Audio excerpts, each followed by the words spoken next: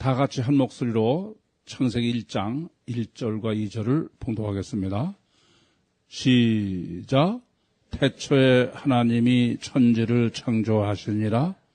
땅이 혼돈하고 공허하며 흑암이 깊음 위에 있고 하나님의 신은 수면에 운행하시니라. 아멘. 기독교가 하나님의 삼위일체에 대해서 언급을 하면 유대교, 특히 회교 같은 경우에는 기독교는 이단이다. 왜 이단이냐면은 아니 율신은 한 분인데 무슨 성부, 성자, 성령 삼위일체냐. 하나님은 전지전능하시고 절대선 절대의시고 알파와 오메가세요. 지정의를 갖고 계신 인격체이시고 또 시공을 초월하신 분이다. 그리고 하나님은 모든 사람이 구원을 받고 진리를 아는 데 이르길 원하십니다. 그럼 하나님은 되도록이면 사람이 이해할 수 있도록 회교도가 생각하는 것처럼 율시니까 그냥 율신 한 분이면 되지 왜 삼일체냐. 그런 논리에 상당히 타당성이 있는 것으로 그렇게 여겨지기 쉽습니다. 그냥 상식적으로 얘기하면 그러한 기독교의 삼위일체론을 이단시하는 것이 타당해 보여요. 그런데 하나 잘못 알고 있는 게 있습니다.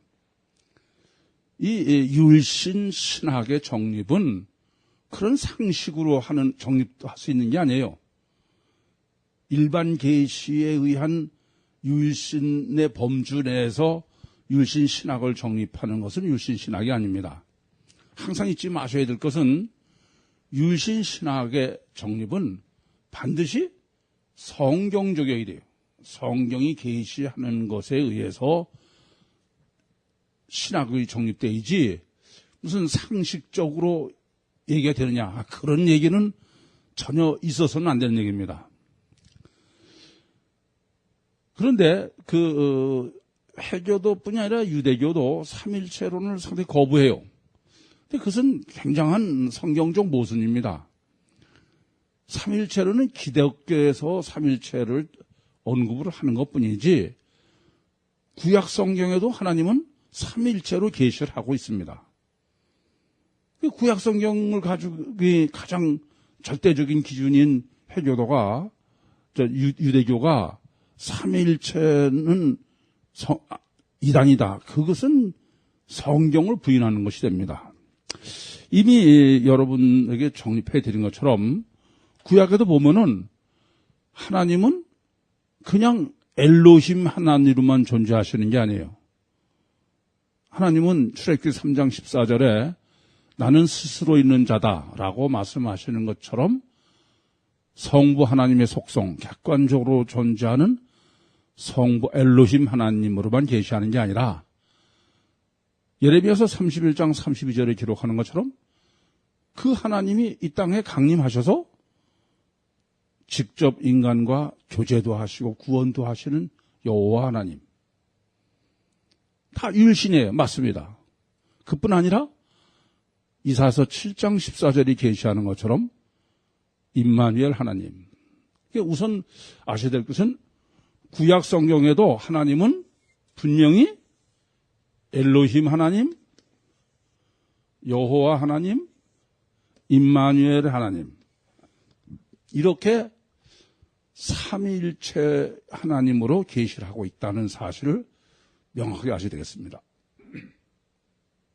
그런데 이러한 하나님의 삼일체론의 정립의 문제가 되는 것은 그럼 왜 하나님은 전지전능하시고 절대선 절대의시고 알파의 오메가이시며 시공을 초월하는 분이신데 왜 삼일체로 존재하셔야 되느냐?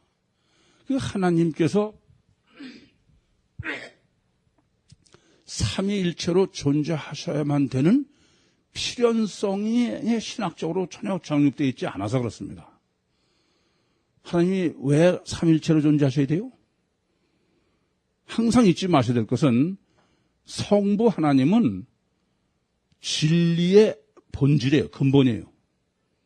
그렇기 때문에 유일신의 가장 근본이요 근원은 성부 하나님입니다.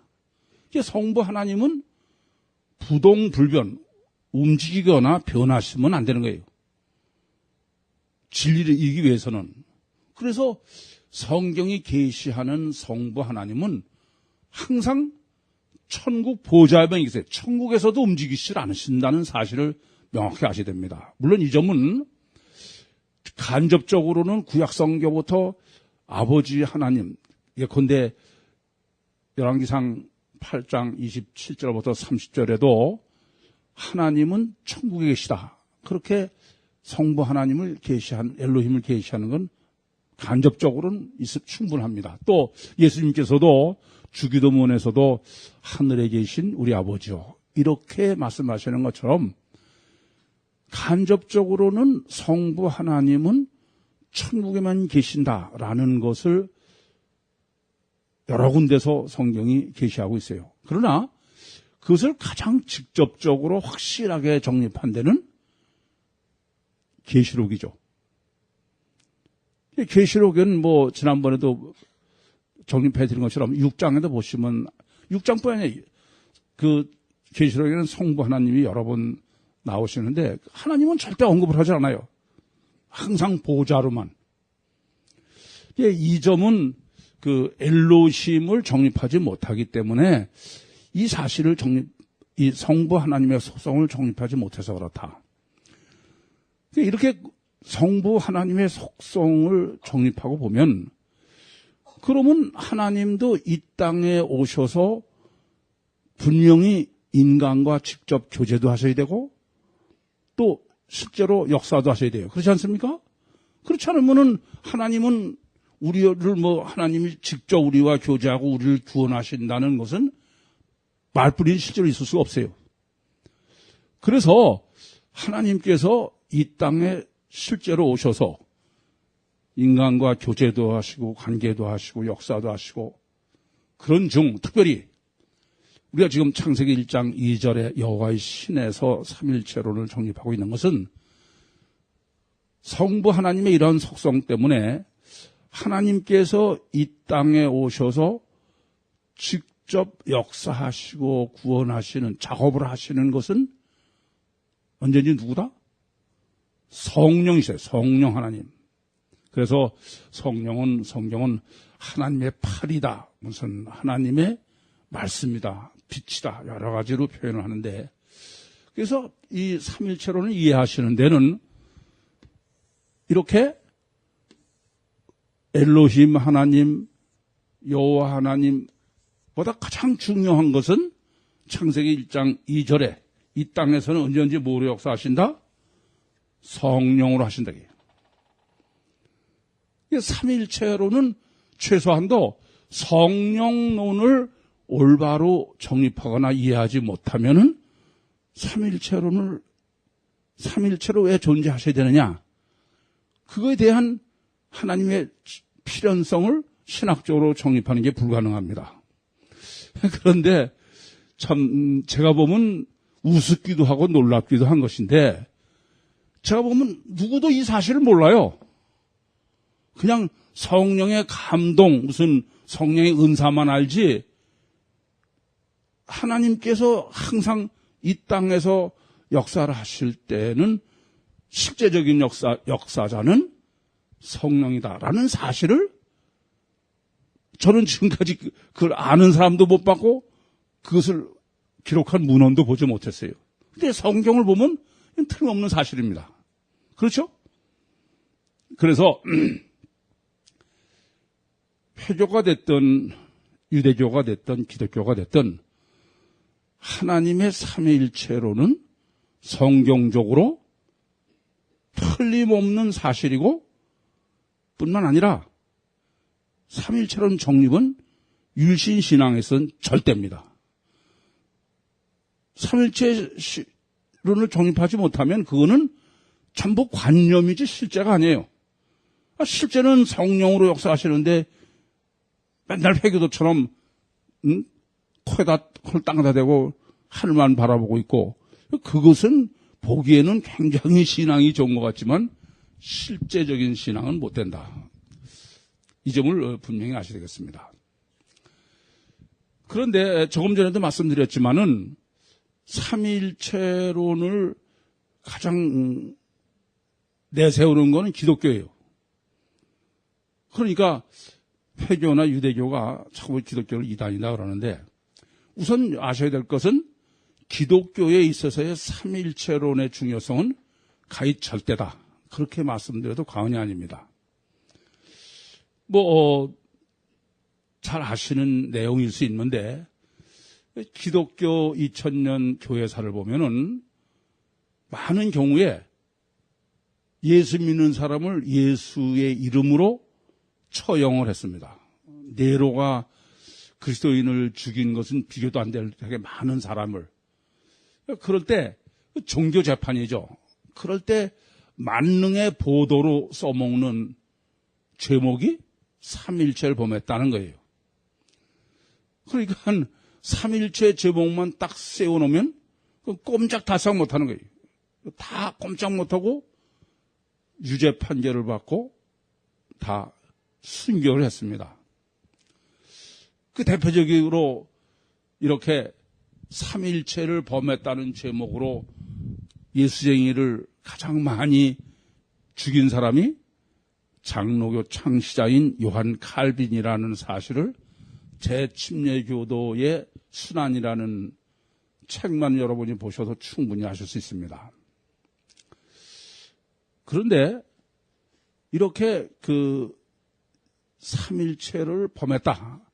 그렇게만 판결이 나면 그렇게 판결이 의뢰는 100%가 그래요. 그러면 그건 꼼짝 못하고 다 죽게 마련인데 왜 그럴까? 우선 아셔야 될 것은 기독교에서 있어서의 삼일체로는 아무도 정립해 본 적이 없습니다.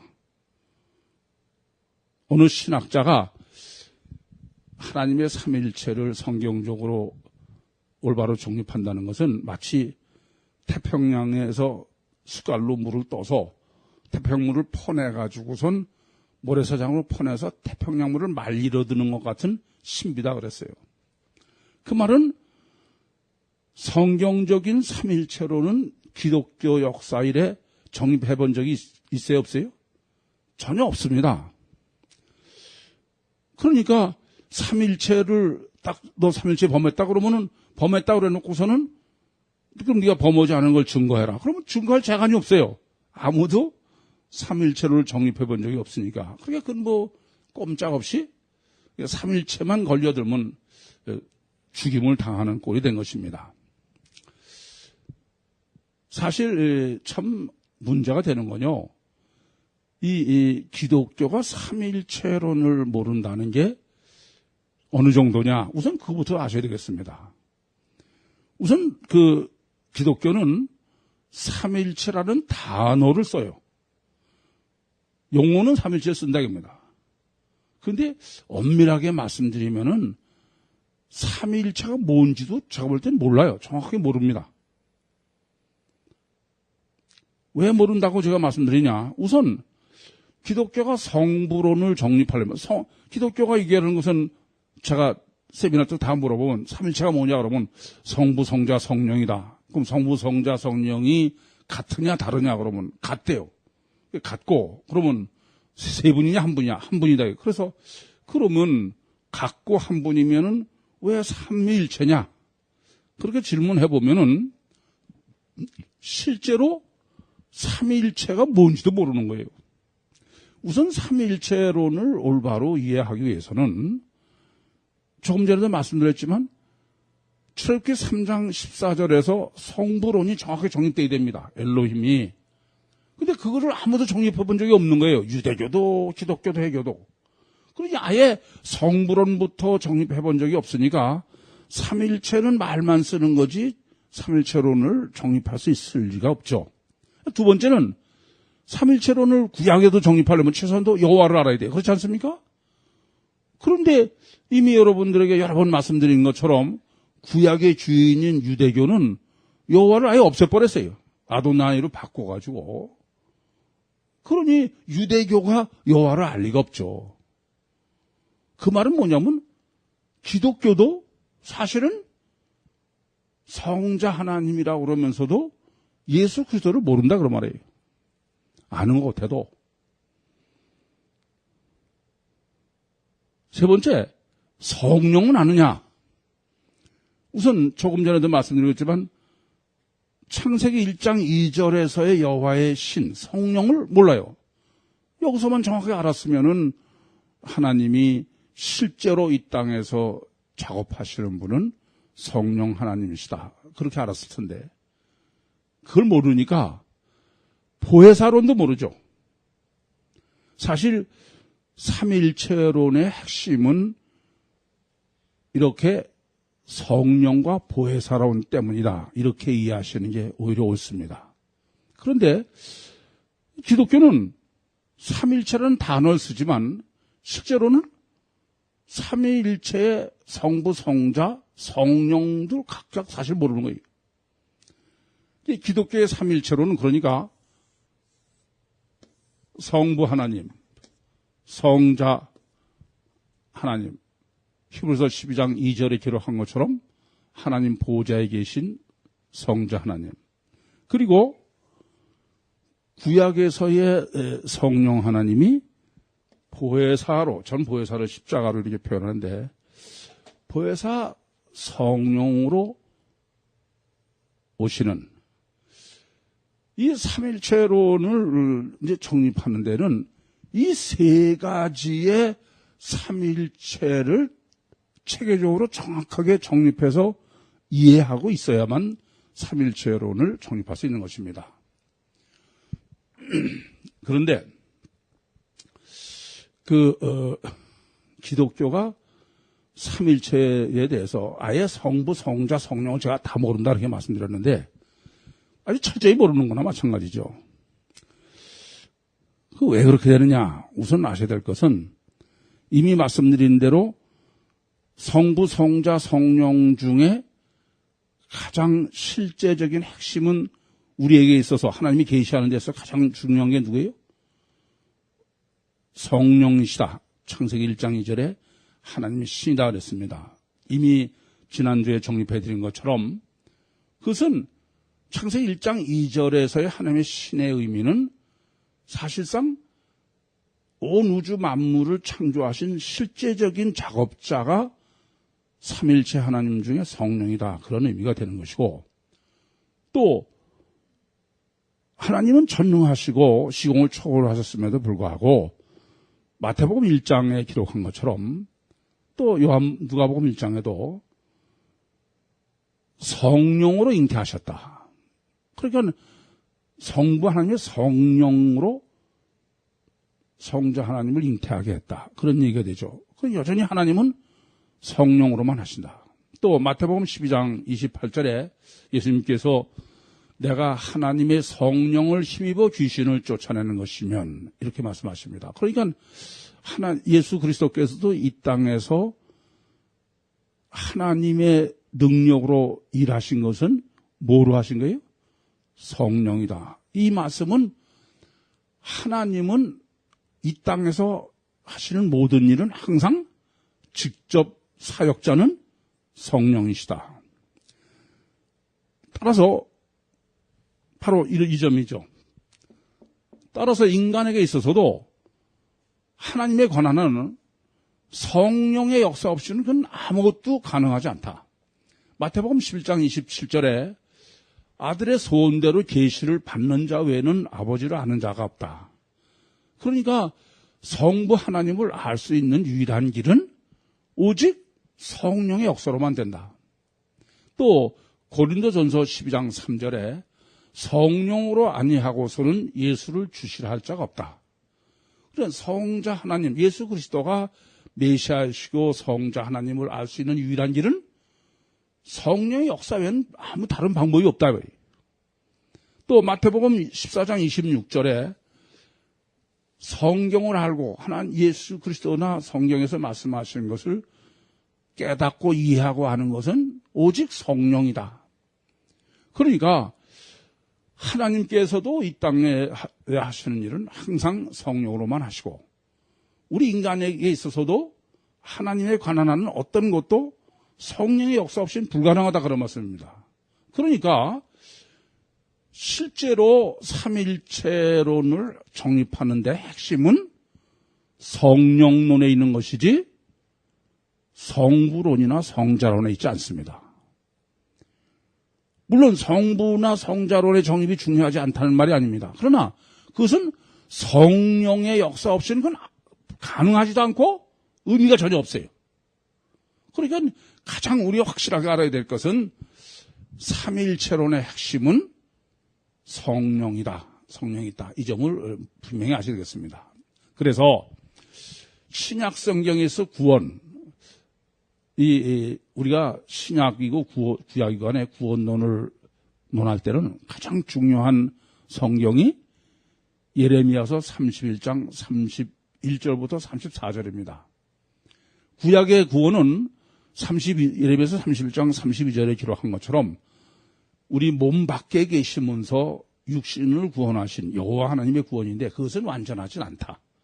그래서 몸 속에 들어오셔서 그래서 우리를 구원하시는 예레미야서 31장 33절과 34절이 바로 완전한 구원이고 그것이 곧 신약의 구원이다. 그러니까 구약과 신약의 구원론을 정립함에 있어서는 예레미야서 31장 31절부터 34절이 가히 절대다. 당연히 유대가 멸망해서 바벨론으로 포로로 갈 때 그때 마지막으로 하나님께서 예레미야한테 계시하신 거니까 당연한 겁니다.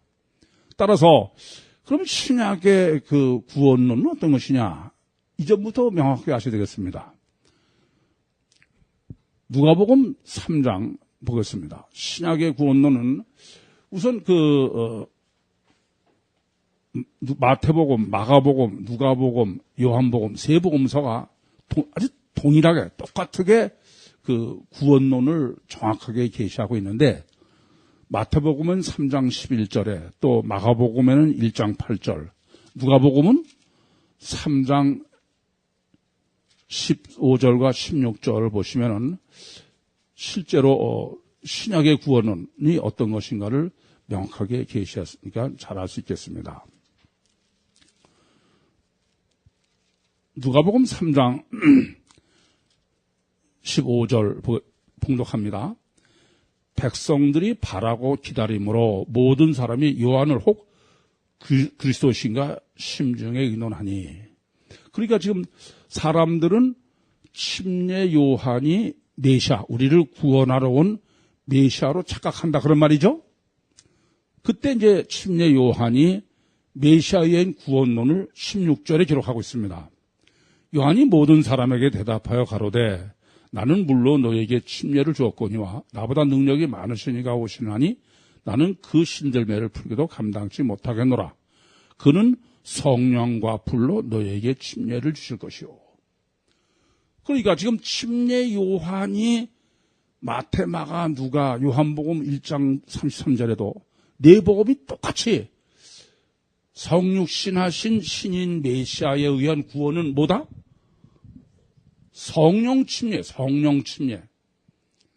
그것을 요한복음 3장 5절에는 워낙 중요하니까 보겠습니다.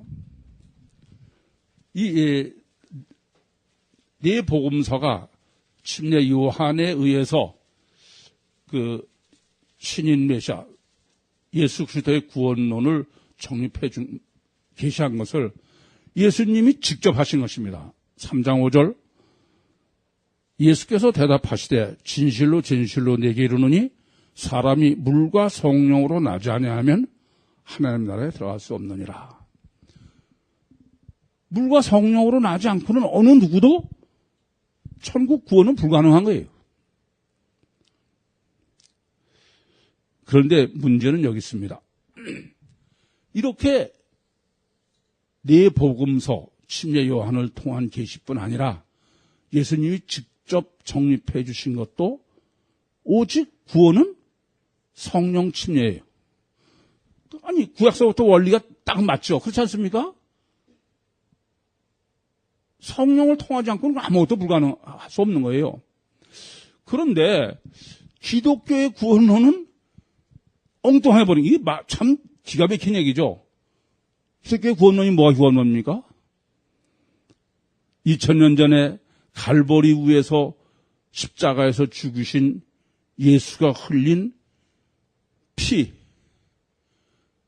보혈의 능력, 그 피는, 예수가 흘린 피는 워낙 신비한 능력이 있어서 시간과 공간과 대상을 초월해서, 그러니까 2000년 전에 갈보리 위에서 흘린 피지만 그 피는 시간과 공간과 대상을 초월해서 영원한 능력이 있는 피라 모든 사람을 구원할 보혈의 능력이다.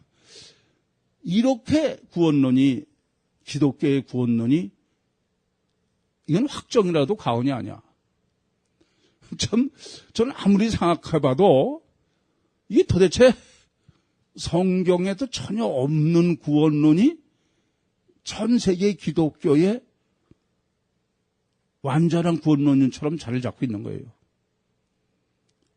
제가 피복음이다 이렇게 말씀드리는 것인데, 그러니까 이것은 정말 설명이 안 되는 거죠. 신비에 그야말로 맞다나. 이렇게 기독교의 구원론이 예수가 갈보리 위에서 흘린 피가 구원의 핵심이다 보니까 기독교의 삼위일체론의 핵심이 성령이 아니다. 이게 문제인 거예요. 그러니까 기독교는 구원이 예수 피가, 몸에서 흘린 피가 모든 사람을 구원하는 능력을 가졌으니까, 그러니까 기독교가 삼위일체론을 정립하는 데에 다 보시는 것처럼 삼위일체론의 가장 핵심은 성령론인데, 기독교는 성령론이 아니라 성자론이 된 거예요. 근데 성자론이 왜 성자론이 되느냐?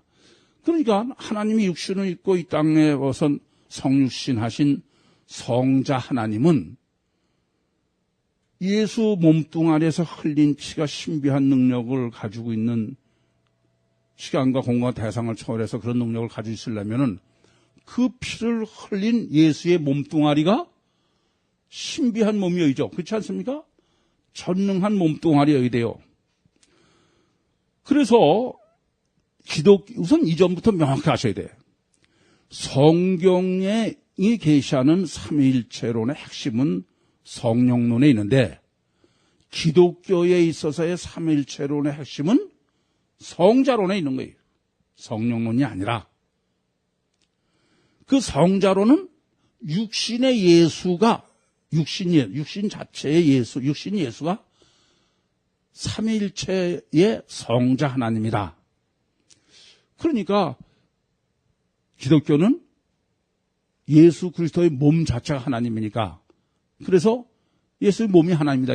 그래서 저는 그것을 단일체다 그러는 거예요. 몸뚱아리가 하나님이다. 그러니까 단일체인 성자 하나님 예수, 이렇게 이중체가 아니다 그런 말씀입니다.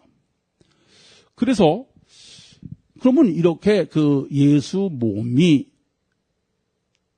과연 삼위일체 하나님으로서 성자 하나님이 성립할 수 있느냐, 그게 가능하냐는 얘기입니다. 우선은 예수 몸이 하나님이다 보니까, 그러면 예수 몸을, 이 예수의 육신을 잉태해서 출산한 게 누굽니까? 마리아예요. 그럼 마리아는 누가 됩니까? 육신이 하나님이신 하나님의 어머니가 되는 거야. 그래서 성모예요, 성모. 그러니까 하나님을 잉태해서 출산한 엄마니까 하나님 엄마죠. 그렇지 않습니까? 그래서 여러분이 잘 아시는 대로 천주교에서는 마리아는 영원한 동정녀라는 거예요. 아니, 하나님을 잉태해서 하나님을 출산한 엄마 하나님인데, 엄마 하나님이 인간하고 무슨 육적인 관계를 해서 자식을 낳는다는 건 있을 수 없죠. 그렇지 않습니까? 그러니까 성령으로 동정녀에 잉태해서 성자 하나님이신 예수를 잉태해서 출산을 했지만 하나님이기 때문에 영원한 처녀다 이거예요. 그래서 천주교에서는 마리아 승천일이 있습니다. 그 말은 무슨 뜻이에요? 마리아는 하나님이니까 죽은 게 아니다 이거예요. 그래서 여러분들이 천주교 성당에 가보면은 이런 사실도 난 개신교 목사들이 안 보이는 거예요. 참 희한해. 참 제가 보면 이해가 안 되는 게 있어요. 항상 석상을 깎아놨던 그림을 그렸던 마리아는 항상 엄마고 예수는 항상 애기야. 아니 예수가 청년이 돼가지고 마리아를 업고 있는 건 없어요. 그게 무슨 의미입니까? 예수가 하나님 아니냐 이게야. 성자 하나님 아니냐. 그럼 예수를 낳은 엄마니까 성모다. 하나님 엄마다 이게요. 그것을 자꾸 암시하고 있는 것이죠. 그래서 성경에 보시면은 예수님의 동생들이 많이 나오잖아요. 그 동생들을 어떻게 해석한다고요? 그건 친동생이 아니다. 마리아가 난 동생들이 아니다. 그거는 마리아는 영원한 동정녀니까 요셉이 다른 여자 사이에서 낳았다. 그래서 이복 동생이다 그렇게 해석을 합니다. 그래서 사도신경에서 제가 사도신경을 때려잡는 게 왜 동정녀 마리아에서 낳았다고 그러냐. 그냥 동정녀면 되지. 그냥 죽어라고. 마리아는 하나님 엄마여야 되니까. 그러니까 우선 여러분들이 피로 제사함 받는 구원론, 피복음 제가 말씀드리는 그렇게 피복음을 구원론으로 받아들이고 있는 사람은 천주교를 비난할 게 하나도 안 됩니다. 피복음이 성립하려면은 마리아는 반드시 성모여야 돼요. 그래 안 그래요? 아니 예수 몸뚱아리는 마리아가 잉태해서 출산한 거 아니에요. 그럼 예수 몸이 성자 하나님이면 그 예수 몸을 잉태해서 출산한 마리아는 엄마 하나님 성모여야 돼. 개신교 목사들도 무슨 천주교를 비난하지만 실제로는 이 사실은 아예 언급을 하지 않아. 자기들도 피복음을 믿고 있으니까. 뿐만 아니라 피복음 논리라고 그런다면은 기독교는 삼위일체가 아닙니다. 우선 성부 하나님은 말할 필요가 없죠. 그죠? 성부 하나님. 그 다음에 성모는 어떻게 돼요? 성모는 창조주 엄마 하나님이야. 안 그래요? 아니 성자 예수는 그럼 뭐가 돼요? 육신이 하나님은 마리아가 잉태해서 출산했잖아요. 그래서 성모야. 그러면 예수님은 성자는 피조물 성자 하나님이야. 마리아에 의해서 만들어진 거 아니에요? 그래 안 그래요? 아니 마리아 복중에 잉태해서 거기서 10달 있다가 그래서 출산해서 그러면은 마리아는 성자의 창조주고 예수님은 마리아에 의해서 만들어진 피조물이에요. 그리고 성령. 그럼 어떻게 돼? 삼일체가 아니라 사일체이지. 성부, 성모, 성자, 성령. 그러면서도 사일체라고는 안 그러고 맨날 삼일체라고 그래. 피복음은 이렇게 말도 안 되는 좀 미치광이 짓이야. 근데 그걸 이 지구상에 30억이라는 그리스도인들이라는 사람들이 다 그걸 진리라고 믿고 그걸 그렇게 해서 구원받아서 천국 가겠다니까 딱한 얘기죠. 뿐만 아니라 이렇게 성자 하나님이 육신의 예수면 어떤 문제가 생기느냐. 육신의 예수는 틀림없이 마리아가 잉태해서 출산했죠. 그래 안 그래요? 안 그렇습니까? 그러면 이런 문제가 생겨. 그럼 마리아가 육신의 예수를 잉태해서 출산하기 전에는 육신의 예수는 있었어요, 없었어요? 그건 없었죠. 그럼 문제가 생깁니다. 하나님은, 삼일체 하나님은 알파요 오메가예요. 이따가 이제 요한계시록 1장을 보시면 요한계시록에도 몇 번씩 기록하지만 하나님만 내가 알파요 오메가다 그러시는 게 아니에요. 성자 하나님도 내가 알파요 오메가라고 그러셔. 그러면 영원 전부터 계신 분이에요. 사실 삼일체는 영원 전부터 삼일체로 계시고 마리아가 잉태해서 출산해서 뭐 십자가에 죽으시고 지금도 영원히 삼일체로 계세요. 그런데 육신의 예수가 성자 하나님이라고 그러면은 구약에서는 성자는 없는 거야.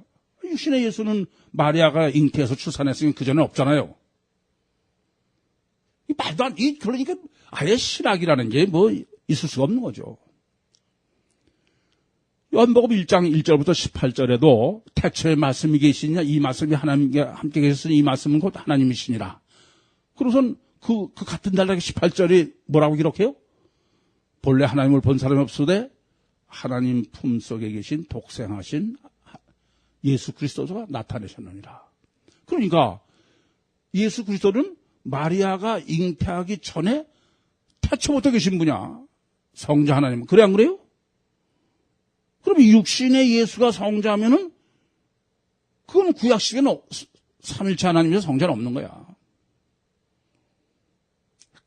요한복음 8장 58절에도 그건 보지 않겠습니다. 시간이 많이 가야 되게 더 설명할 게 있어서 예수님께서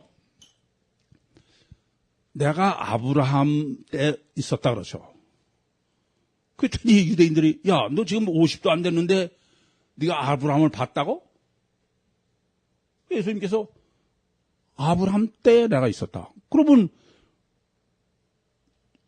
마리아가 잉태해서 출산한 육신의 예수가 성자 하나님이면은 그럼 예수님은 거짓말 아니에요. 또 창세기 14장 17절에 보면은 멜기세덱이 등장하죠.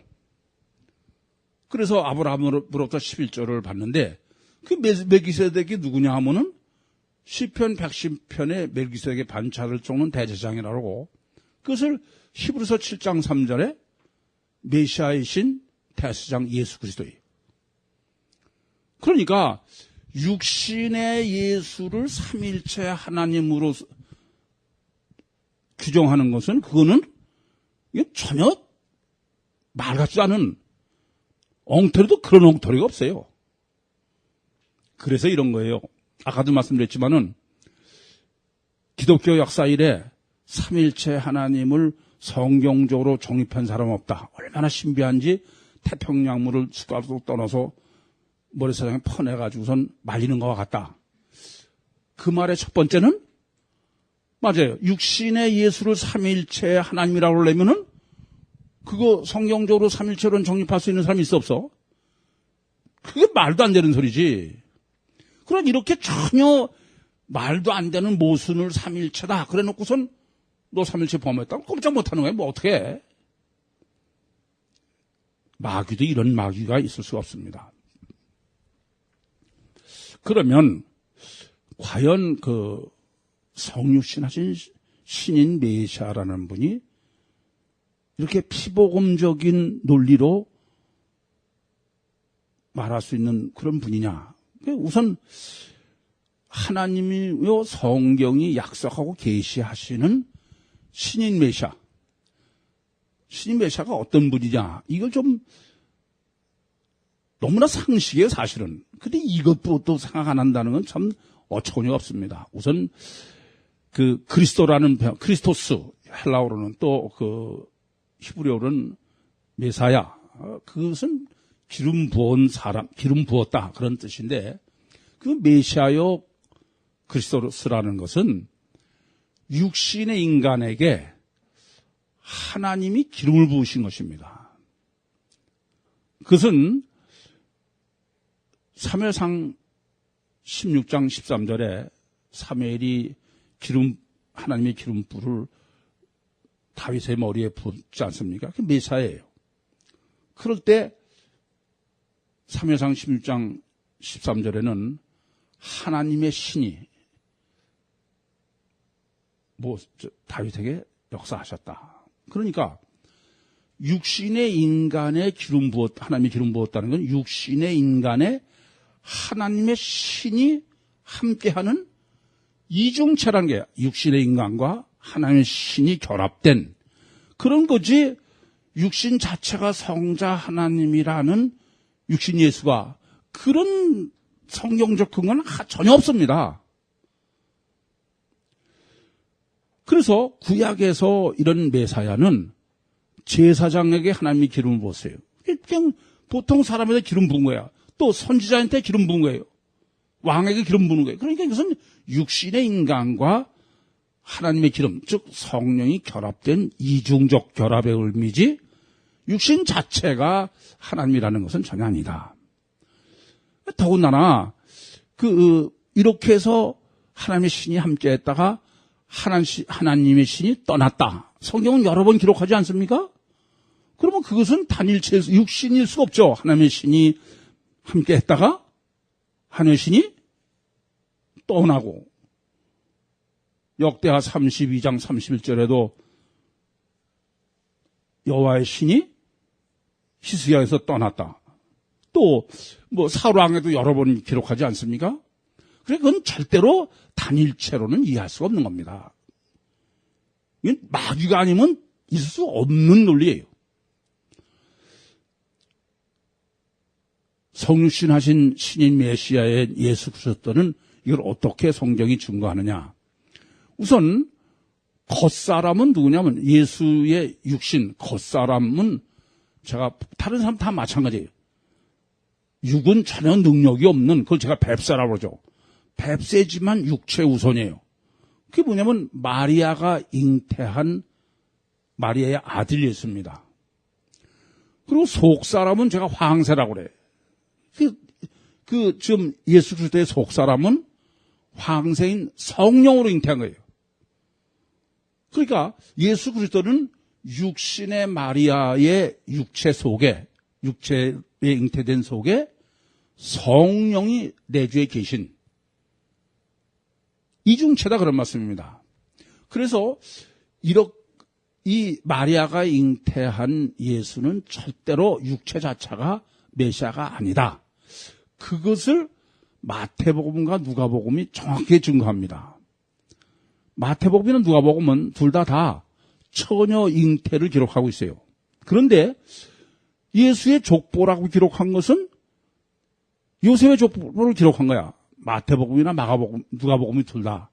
그러면 처녀 잉태를 했는데 메시아는 요셉의 족보다. 그러면 메시아하고 처녀인 마리아가 잉태한 육신은 전혀 상관이 없는 거예요. 만약에 육체 자체가 하나님이라면은 메시아의 족보는 마리아의 족보를 기록해야죠. 그렇지 않습니까?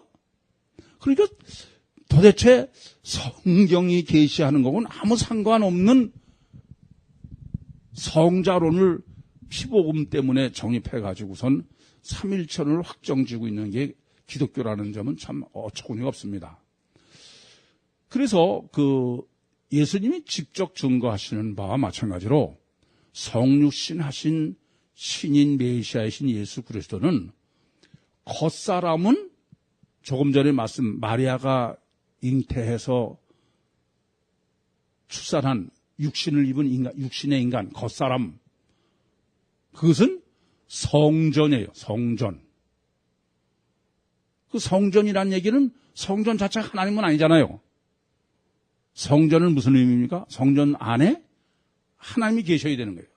그러니까 요한복음 2장 20절과 21절에 예수님께서 너희가 이 성전을 헐어라. 그리하면 내가 손으로 짓지 않은 다른 성전을 3일에 일으키리라. 그러시면서 뭐라고 그 다음에 이는 육신된 자기 성전을 가르쳐 말씀하십니다. 그러니까 예수님이 직접 예수님의 육신은 성전이에요. 그러니까 이 성전을 헐라는 말은 앞으로 십자가에서 죽는 예수는 누구다? 성전이에요. 성전, 겉사람. 그 성전이, 겉사람이 흘린 피가 무슨 신비한 능력이 있어요? 하나님은 성전 속에 계신 하나님이지. 그러면 이렇게 헐어라. 그러면 그때 그 성전 속에 있던 계신 속사람 완전 하나님은 그분이 부활한 거예요. 우리가 부활로 이해하는. 이해되십니까? 따라서 성육신 하신 시인 메시아는 이렇게 마리아가 잉태한 겉사람 속에 베드로전서 3장 19절에 의하면은 감옥이죠. 육체 우선. 그 속에 전능하신 삼위일체 하나님이 내주에 계신 거예요. 속에 계신 거예요. 이러한 이중체다. 그것을 예수님의 표현으로는 겉사람은 성전이고 십자가에서 죽으실 분이고 그리고 속사람은 하나님이고 그분이 부활하실 분이다. 따라서 삼일체 하나님이신 성자 하나님은 누구냐? 그건 속사람인 황새라고 지금 제가 표현한 삼일체 하나님. 기름 부음이 성령이니까 성령으로 안에 계신 분이지 겉사람, 뱁새인 육체 우선 마리아의 아들이 아니다 그런 말씀입니다. 그래서 요한복음 1장 12절에는 영접하는 자 곧 그 이름. 예수를 영접한다고 그러지 않고 누구를 영접한다? 예수 이름이라고 하는 거예요. 예수 육체 속에 계신 하나님 예수. 이 예수의 호칭에 대해서는 지금 정립할 문제가 아니기 때문에 여기까지만 말씀을 드리겠습니다. 그래서 그러면 예수님이 과연 이제 참 단일 이중체가 확실하냐? 그것을 성경이 마지막으로 증거하는 게 예수의 부활입니다. 우선 그 설명을 줄이기 위해서 여러분들이 성경을 보셔서 예수님이 부활하셨다 또는 예수님이 죽었다가 살으셨다 이렇게 표현된 거는 다 직역하면 다 틀린 말입니다. 예수님이 죽은 자 이제 사흘 만에 살았다 또는 부활했다 그렇게 번역된 전부는 둘 중에 하나예요. 단어는 에게이로, 헬라어로 에게이로나 안시스템입니다. 에게이로나 안시스템이라는 말은 우선 무슨 말이냐면 일어난다는 거예요. 사람이 죽으면 시체가 서 있습니까? 눕죠. 거기서 빠져나왔다. 탈출했다. 거기서 일어나면 시체 속에서 하나님이 빠져나오셨다. 그런 얘기죠. 그게 부활은 겉사람이며 뱁새인 육체 우선은 십자가에서 죽는 거예요. 그래서 누가복음 12장 50절에 보면 예수님께서 내가 받을 침례가 있으니 그 받을 침례를 받기 전까지 내 답답함이 어떠하겠느냐. 우리는 예수가 십자가에 죽으신 걸 가지고 그냥 눈물 찔찔 흘리고 그러지만은 예수님은 아주 시원하신 거야. 왜요? 하나님이 육체라는 감옥 속에 갇혀 있다가 탈출하시는 거니까. 그런 거지 그건 전혀 잘못 이해하는 것입니다. 그래서 겉사람인 뱁새인 육체가 십자가에 달렸다는 것은 겉사람을 파괴해버린 거예요. 예수님 말씀대로는 이 성전을 헐어라 이거예요. 부숴버린 거예요. 그랬더니 속에 계시던 황새인 삼일체 하나님이 탈출하시는 거예요. 예수님이 십자가에서 돌아가시는 것을 마태, 마가, 누가, 요한복음이 다 기록하고 있는데 그 네 복음서가 헬라어 여러 가지 아피에미 마태복음은 아피에미 푸니마 마가복음에는 무슨 파라디돔이든가요? 푸뉴마. 또 누가복음은 에크푸뉴마. 뭐 이렇게 조금씩 달리 표현하는데 그 표현을 어떻게 했든 그 내용은 전부 똑같은 게 어떤 거냐 하면은 육체에서 영이 하나님이 탈출해 이런 이 표현이 오라 더 탈출했다고 해요. 그게 에게이로 아니스테미아 같다 그런 말씀입니다. 그러니까 죽었다가 사신 게 아니에요. 몸은 죽고 속 하나님은 탈출하신 거예요. 아시겠습니까? 그래서 부활하신 예수님은 육신의 예수와는 전혀 다른 모습이에요. 전혀 딴 모습입니다. 근데 어처구니 없게도 마가복음 16장 12절에 보시는 대로 예수님은 전혀 다른 모습으로 부활하셨어요. 그런데도 피복음자들은 육신이 도로 살아났다고 그래 이러니까. 그래서 마치 나사로가 죽었다가 도로 살아남은 그대로 있잖아요. 모양이, 형태가. 그래서 십자가에 달리기 전에 예수와 부활하신 예수님이 모습이 같다. 그렇게 피복음적으로 해석을 하는 것입니다. 그러나 마태, 마가, 누가 어느 복음서를 보건 또 성경 어딜 봐도 부활하신 예수님은 생전의 예수님과는 전혀 다른 모습입니다.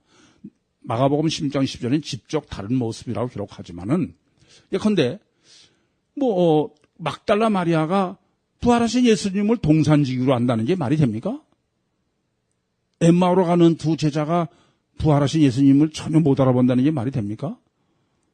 전혀 다른 분이기 때문에 그래요. 오늘은 설명이 너무 길어서 성경을 안 찾았는데 마지막으로 이것은 좀 찾아야 되겠습니다. 계시록 1장 보겠습니다. 도대체 예수님의 이 예수 부활은 어떤 모습으로 부활하냐는 피복음 때문에 그냥 없는 것처럼 넘기지만 그건 절대 될 수 있는 얘기 아닙니다. 예수님이 부활하신 모습이 육신 모습과 같다는 그리고 피복음자들이 하는 것은 육신이 하나님이다 이거예요. 그게 하나님이 죽을 수 있냐? 그게 우리가 죽은 것은 보혈을 잠깐 흘리라고 그러는 거지 안 죽으신 것이다. 그러느라고 육신이 그대로 살았다 이겁니다. 그래서 같은 모습이라는 거예요. 그런데 제 해석은 육신 속에 계신 하나님이 빠져나오신 것이 부활하신 분이라 그런다면 그분은 육신의 예수와는 모습이 같을 수가 없죠.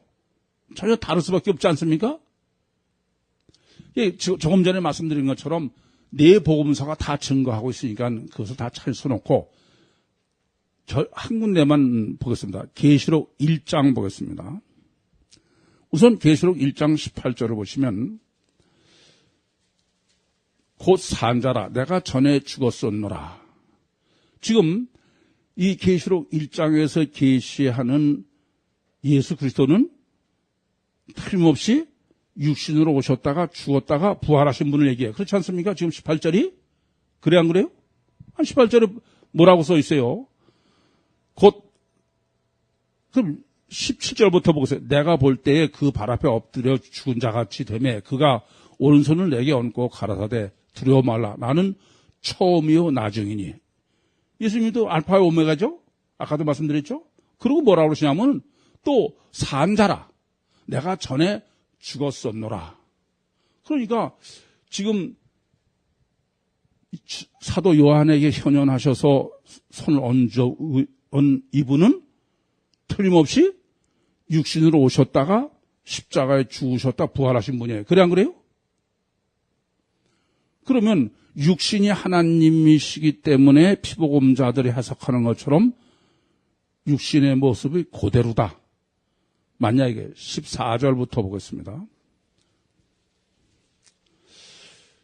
그 머리와 털이 희가 흰 양털 같고 눈 같으며 그의 눈은 불꽃 같고 그의 발은 풀무에 단련된 빛난 주석 같고 그의 음성은 많은 물소리 같으며 그러면 지금 14절 15절에 보시는 것처럼 또 그 오른손에 7별이 있고 그 입에서 좌우에 나선 검이 나고 그 얼굴을 해가 힘있게 비치는 것 같더라. 그럼 지금 14절부터 17절까지의 주님의 모습이 육신에 계셨을 때의 주님의 모습입니까? 이건 도대체가, 그러니까 이 피복음은 성경은 아무 상관없어. 아무 상관없는 겁니다. 전혀 없는 거예요. 그래서 성육신하신 신인 메시아 예수 그리스도가 육신의 인간을 구원하는 것은 이렇게 마리아의 아들인 육신의 예수는 십자가에서 죽으시고, 그리고 속 하나님이 탈출하셔서, 부활이죠, 승천하셨다가 그래서 강림하시는 거예요. 다시 뭐로?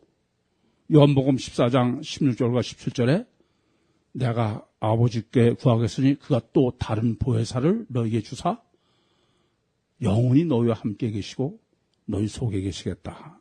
그것이 성령, 보혜사 성령의 강림입니다. 그래서 요한복음 16장 7절에 보시면은 내가 떠나가는 것이 너에게 유익이라.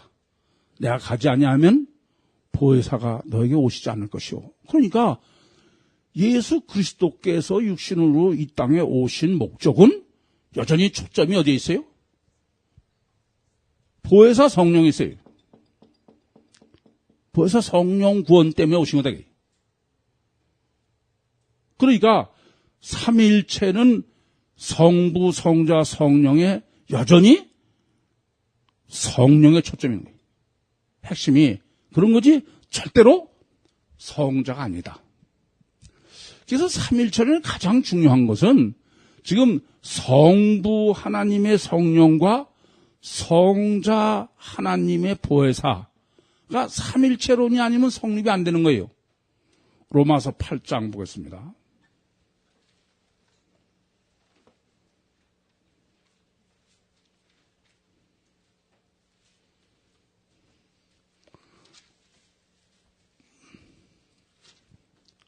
로마서 8장 9절 10절 봅니다. 만일 너희 속에 하나님의 영이 거하시면, 하나님의 영이 거하시는 건 뭐예요? 지금 성령, 그렇죠?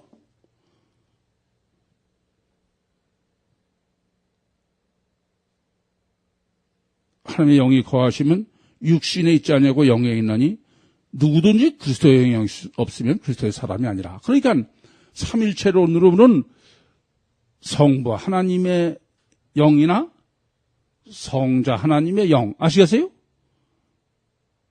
보혜사 성령이나. 그래서 그리스도의 영은 보혜사 성령이죠. 그리고 10절에 보시면은 또 그리스도께서 너희 안에 계시면, 이렇게 삼일체론의 중요한 것은 예수 그리스도께서, 예수 그리스도의 영인 보혜사 성령 우리 안에 계시는 것은 삼일체론으로는 세 분 중에 아무만 계시면 다 계신 거예요. 그리스도께서 내 안에 계신 것이요, 하나님이 내 안에 계신 거예요. 그러므로 잊지 마세요. 삼위일체론의 핵심은 구약이든 신약이든 핵심은 성령론에 있지 성부론이나 성자론에 있지 않다. 두 번째는 신약적 구원은, 신인 메시아의 구원은 보혜사 성령 침례 구원론이지 절대로 피복음이나 또는 아버지 성령 침례 구원론이 아니다. 그러니까 성령 삼일체론으로만 이건 증거가 될 수 있다는, 정립될 수 있다. 그러고 보면은 이 지구상에 피복음자라고를 만고의 진리처럼, 그래서 피복음을 부인하는 사람을 삼위일체를 범했다고 정죄하고 있는 30억의 그리스도인이라는 사람들, 이건 제가 보면 정신 이상자들이야. 그건 또라이들이에요.